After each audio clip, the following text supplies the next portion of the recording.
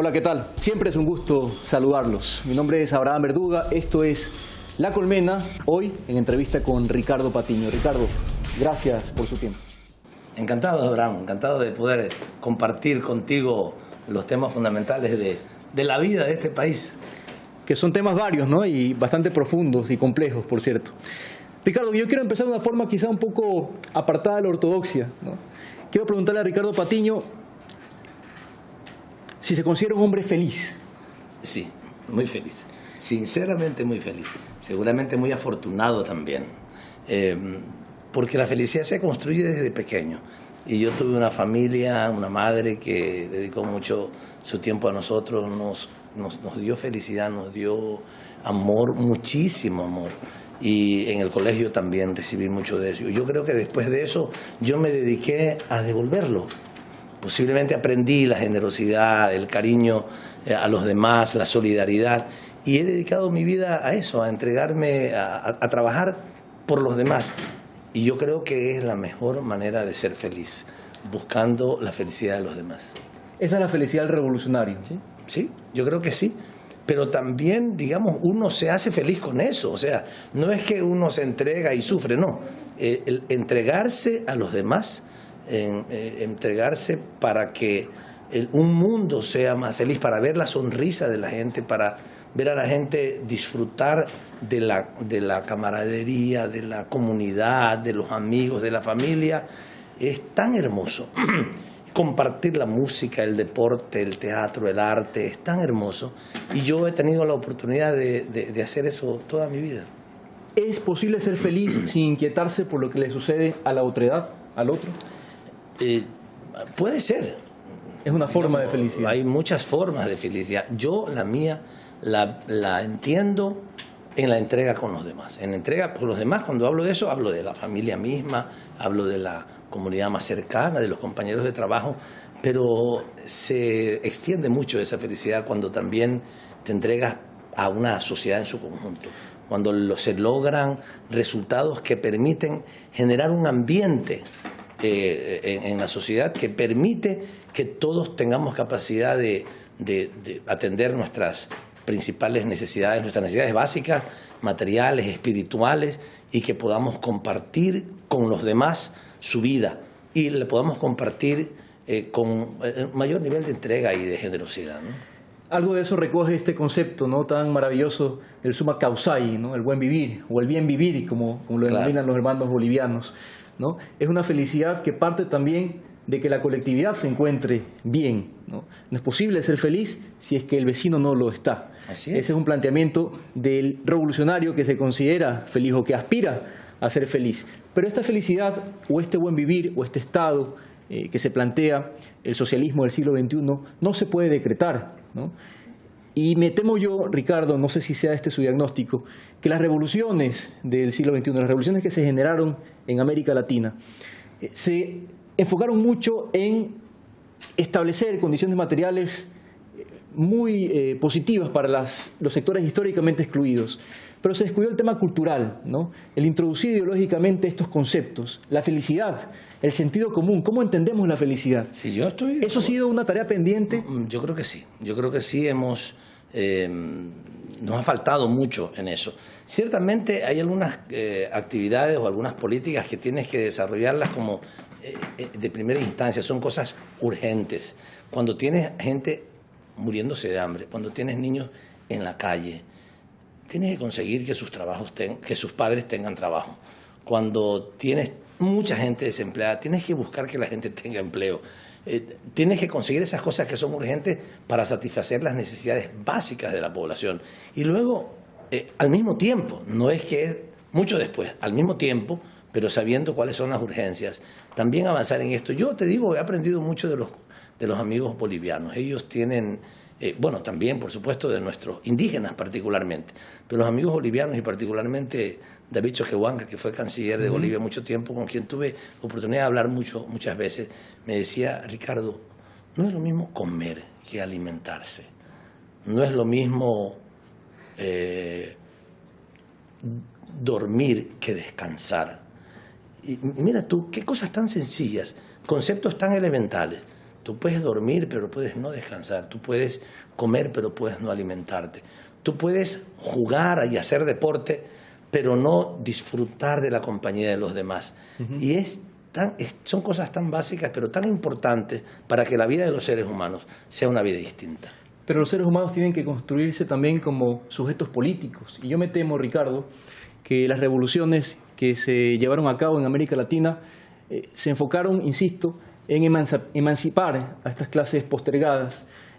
Se ampliaron sus derechos, se amplió esta clase media, pero no se construyeron sujetos políticos. Entonces tenemos personas que escalan a la clase media, digamos, y que ahora coquetean con la derecha porque tienen de pronto que pagar impuestos y no se formaron políticamente, no hay una conciencia histórica. ¿Sí? Este no es un mea culpa que deben hacerse los procesos progresistas de América Latina. Por supuesto que sí. Como lo decía Gramsci, no hay posibilidad de una revolución verdadera sin una revolución cultural. Y creo que esa es la tarea pendiente de los procesos progresistas. Porque puede haber un bienestar económico, pero podemos intelectualmente o culturalmente estar aspirando a ser los opresores de los demás.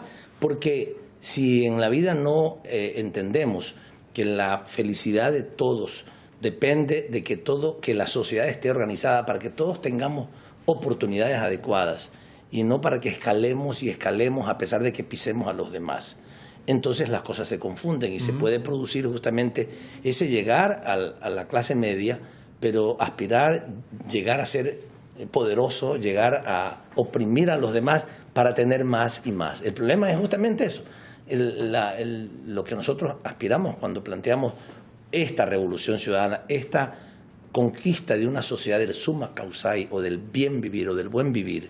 Estamos hablando de una cosa distinta de seguir simplemente acumulando cosas materiales, que hay algunas que son indispensables. O sea, tú tienes que tener agua potable en tu casa, sí. Tienes que tener una casa preferiblemente, tienes que poder disfrutar de la posibilidad de que tus hijos vayan a clase y se atiendan en sus problemas de salud.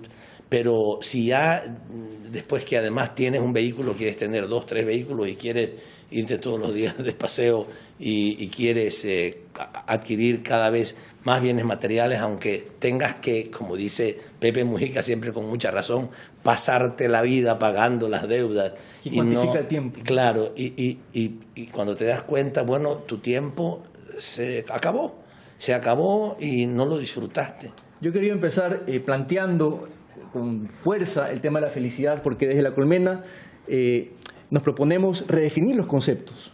En esta batalla de las ideas, la derecha nos gana en la definición de los conceptos, en llenar de nociones a la población, ¿no? Y lo grave y lo paradójico y lo patético es que los dominados finalmente se empiezan a sentir identificados con los valores de sus dominadores, ¿no? Y en La Colmena batallamos fuertemente en esa guerra de las ideas, Ricardo. Y en esta redefinición de conceptos yo le quiero preguntar si usted se siente libre, ya que el presidente Moreno nos ha invitado a todos a percibir este ambiente de libertad renovada. ¿Usted se siente más libre hoy o más liberado quizá? No, yo te digo una cosa, yo me he sentido muy libre y creo que la sociedad ecuatoriana ha tenido mucha más libertad para participar, libertad para disfrutar también de los bienes de la sociedad en el periodo anterior, en los 10 años de la década ganada, que nosotros le hemos denominado con toda razón, porque hemos tenido en esa época sí verdadera libertad para participar. ¿Cómo entiende la libertad? Nuestro. A ver, cuando hablamos de libertad, hablamos de la posibilidad de ser nosotros mismos, de decir lo que creemos, de compartir con los demás nuestras opiniones, de tener libertad de pensar, libertad de escoger una opción educativa, la libertad de poder decir lo que pensamos a los demás, de poder compartir con los demás las formas que queremos compartir, queremos hacer deporte o queremos estudiar o queremos, etcétera. La libertad de expresarse y la libertad también para participar, porque pueden haber algunas libertades que son limitadas, pero cuando no tienes libertad de participar en la sociedad para construirla y para que tu opinión también valga, entonces la libertad está restringida. Y yo no comparto el criterio que Lenín Moreno ha manifestado en los últimos tiempos, de decir ahora sí se respira un aire de libertad. Yo creo que sí se respiraba un aire de libertad en el periodo anterior. El problema es que anteriormente quienes tenían quienes tenían libertad en exceso y los pobres no tenían ninguna libertad para expresarse, sus opiniones no valían, no se consideraban. Entonces las élites del poder dicen, nos quitaron libertad. Sí, es que antes no solamente tenían libertad, sino que se imponían a la sociedad a través de las formas políticas de diversa naturaleza, como ministros, como presidentes, como diputados, etcétera. Y el pueblo no tenía libertad. No tenía libertad ni siquiera para decir las cosas porque lo oprimían. Ahora, yo lamento que después de que hemos tenido 10 años de una década ganada en libertad para la gente, en participación. Libertad con justicia social. Claro, además con justicia social, pero también capacidad de participar, porque yo recuerdo mucho, hemos pasado 10 años primero construyendo, digamos, la Constitución de la República. ¿Qué diferencia con respecto a cómo se construyó la anterior, que se construyó en un cuartel militar? Esta la construimos en la ciudad donde nació Alfaro, en un cerro hermoso en donde corrientes, ríos de personas iban a participar, a hablar, a decir sus opiniones, lo que antes no se acostumbraba. ¿Peligran las conquistas de Montecristi, Ricardo, en esta coyuntura? A mí sí me preocupa que algunos pasos que se van dando, algunas acciones que se van tomando, algunos mensajes que se van dando, puedan plantear como una contraposición a la conquista de Montecristi. Una de las principales conquistas institucionales de Montecristi es el Consejo de Participación Ciudadana y Control Social, un organismo de ciudadanos no elegidos por diputados y en un amarre, digamos, en un pacto de partidos políticos, sino por ciudadanos que quieren participar y que pueden tener la posibilidad de seleccionar sin haber tenido necesariamente que formar parte de un partido político, seleccionar a autoridades que el país debe tener, y que hay algunos partidos políticos de derecha que están francamente con el deseo de liquidarlo porque quieren volver a los pactos que ellos hacían antes, ¿no? Bueno, y los medios de comunicación también han entrado en esa campaña, ¿no? Decía Gramsci, y lo vuelvo a citar, que la realidad está definida con palabras. Entonces, quien controla las palabras controla la realidad. Es una conclusión que sacan y me parece que es bastante atinada. Y usan mucho, por ejemplo, la libertad de expresión. Entonces, ¿qué se hizo en Montecristi y en los resultados posteriores de Montecristi? Tener una ley de comunicación para que no solamente un pequeño grupo de personas, un pequeño grupo de familias que han tenido el control oligopólico de la comunicación y de la posibilidad de destruir a cuantas personas quisieran destruir y ensalzar a cuantas personas quisieran ensalzar, cuando la ley de comunicación establece normas, establece obligación de rectificar, establece la necesidad de, digamos, la importancia de democratizar el espectro radioeléctrico, la obligación de rectificar de aquellos que cometen linchamiento mediático o cometen errores. Eso es importante porque eso implica que la libertad cada vez es más amplia hacia la sociedad y no solamente hacia un grupo de personas. Hay gente que usa las palabras para apropiárselas, para convertir sus aspiraciones de grupo y tratar de convertirlos en aspiraciones de los demás, que la gente no se da cuenta, pero están utilizándola con las palabras para que la gente diga hagámoslo. Y los medios vehiculizan esa ideología. Así es, como pasó con aquella época anterior, cuando la banca destrozó a la economía ecuatoriana y salieron a las calles representantes, bueno, León Febres Cordero y alguna otra gente del Partido Social Cristiano, a defender a esos bancos. Decían, nuestros bancos, los bancos guayaquileños nos los quieren destruir. No se trataba de destruir los bancos guayaquileños. Es que los que habían estafado al pueblo, los que se habían prestado la plata del pueblo para ellos mismos, los que habían dado garantías que no existían, tenían que ser sancionados y tenían que ponérselos en orden. Pero es una manipulación de decir, nuestros bancos defendamos. Y salió la gente en Guayaquil a defender a sus bancos que estaban quebrados. ¿Le inquieta lo que está pasando con los medios públicos?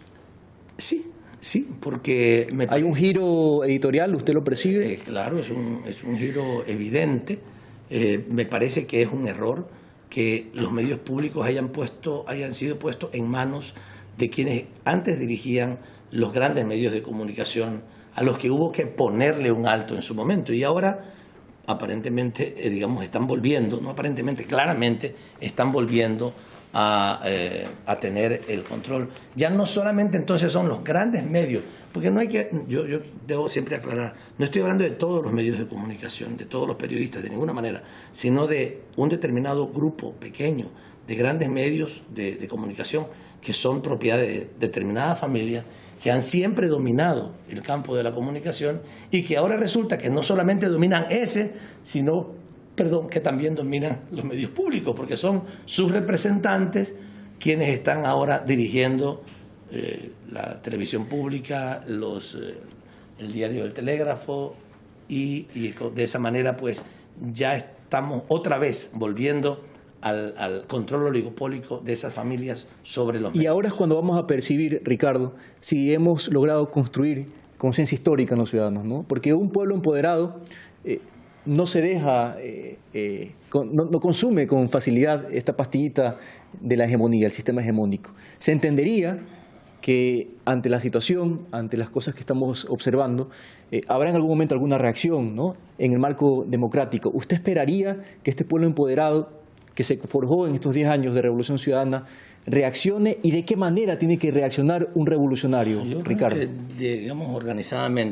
Organizadamente a través de asociaciones, a través de veedurías, a través de sindicatos, a través de todas las formas de organización y también a través de los partidos políticos que tengan la posibilidad de demandar un respeto por lo logrado en estos 10 años.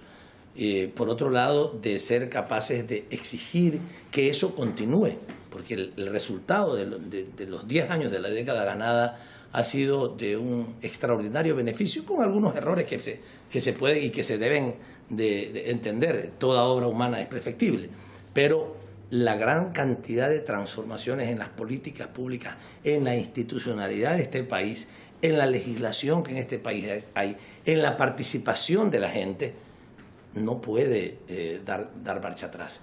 Y la sociedad ecuatoriana ha entendido eso. Ahora, ¿en qué medida esté dispuesta a pelear, a luchar, a organizarse, a movilizarse para defenderlo? No lo sabemos.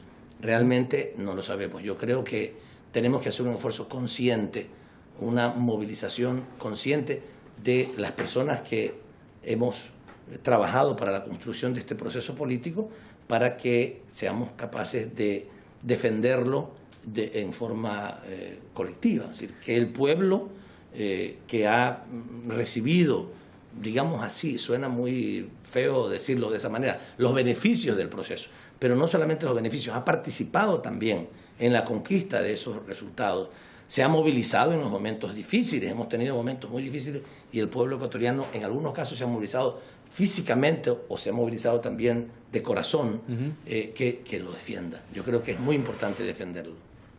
¿Qué pasó con América Latina, Ricardo Patiño?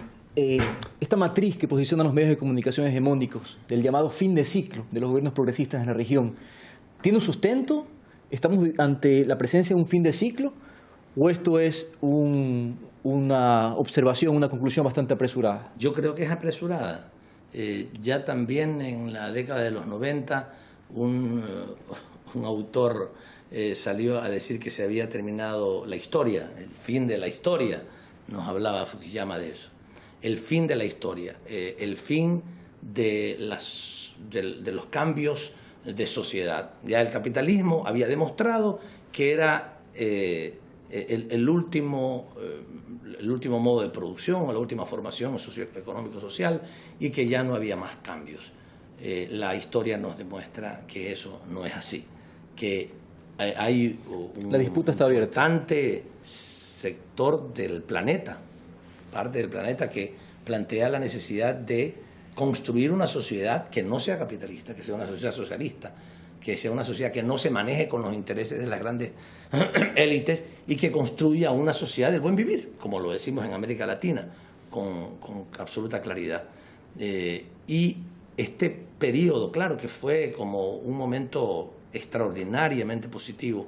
Se alinearon las estrellas. La primera década, digamos, fue una cuestión increíble, ¿no? Cada uno de los países que iba teniendo gobiernos populares, gobiernos digamos, revolucionarios, gobiernos progresistas en prácticamente toda América Latina, llegó un punto en que ciertamente es muy posible que como consecuencia de errores que se han cometido y que tenemos que aprenderlos históricamente, fueron perdiendo esa hegemonía.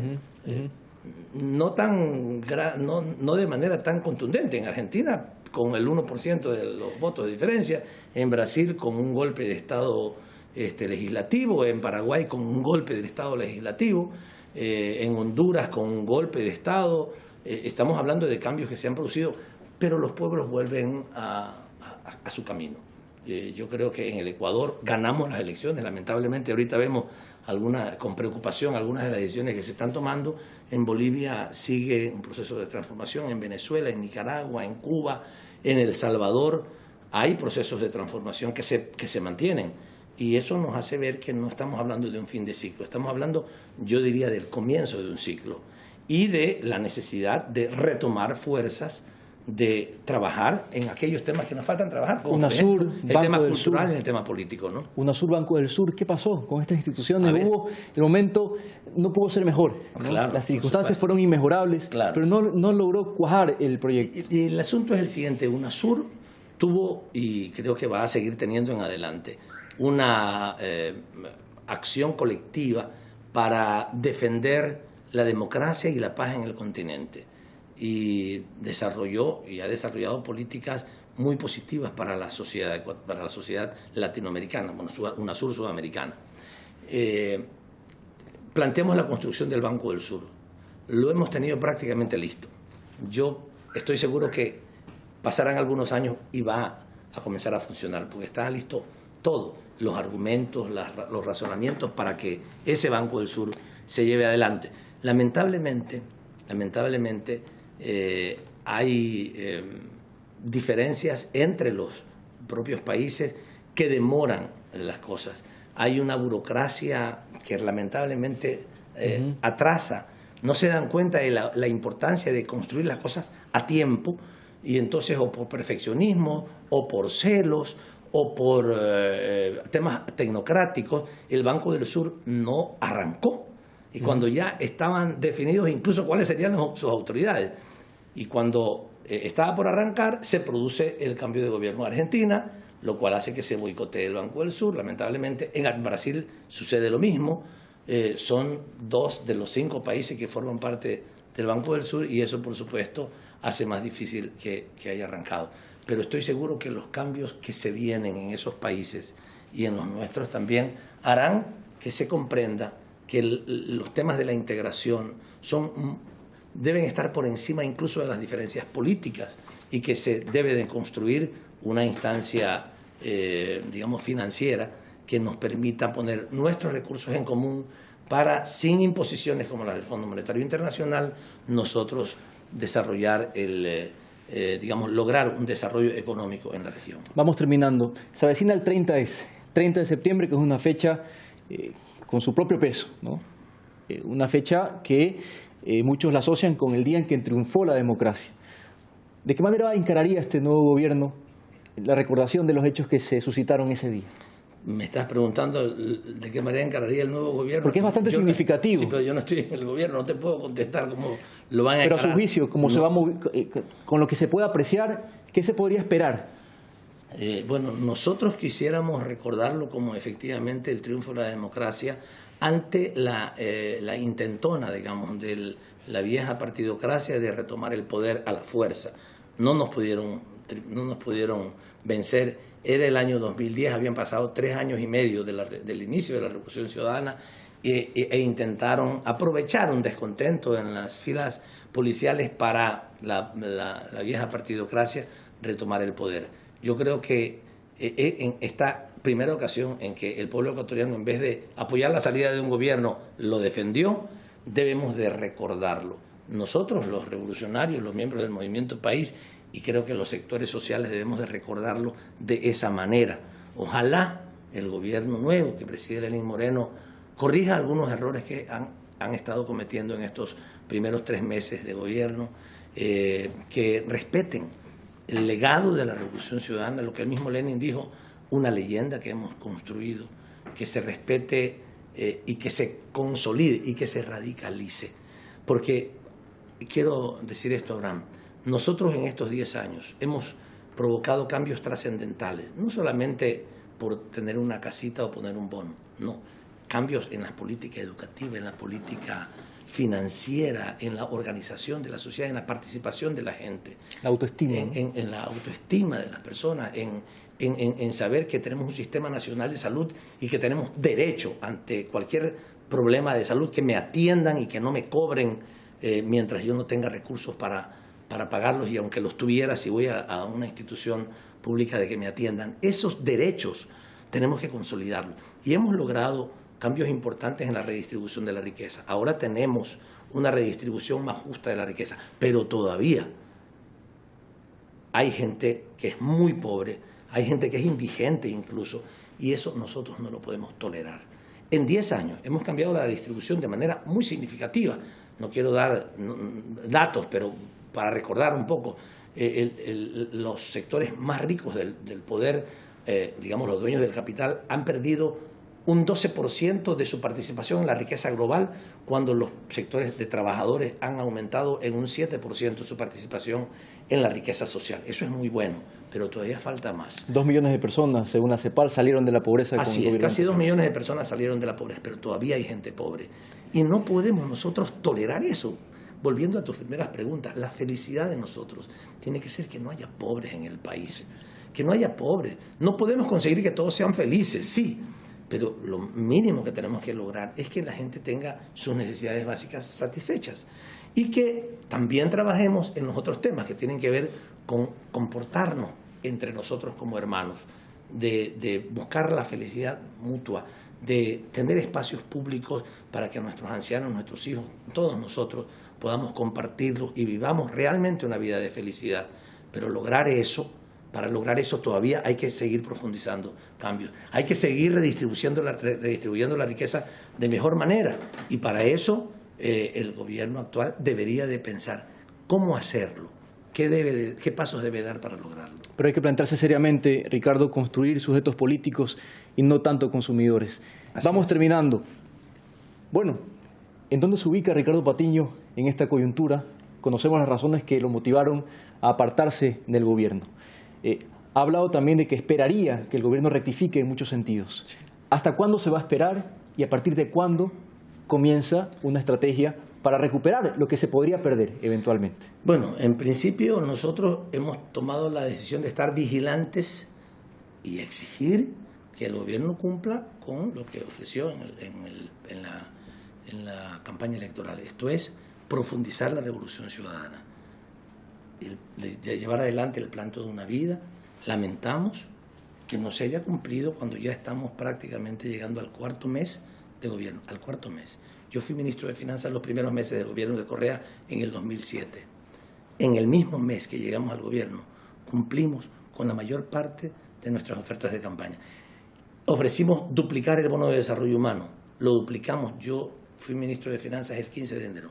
El 31 de enero estábamos pagando el nuevo bono. Reestructurar la deuda. Ahora han pasado 4 meses y no se ha pagado ningún bono de los que se ofrecieron pagar. No están las casas construyéndose, ni siquiera sabemos que están construyéndose. Y eso está muy mal. Tenemos que exigir que las cosas se cumplan, porque este es uno de los elementos más importantes y simbólicos que es de la Revolución Ciudadana. La palabra de los gobernantes, de las autoridades y la palabra de todos debe de cumplirse y respetarse. Y lamentablemente hasta ahora eso no se está cumpliendo.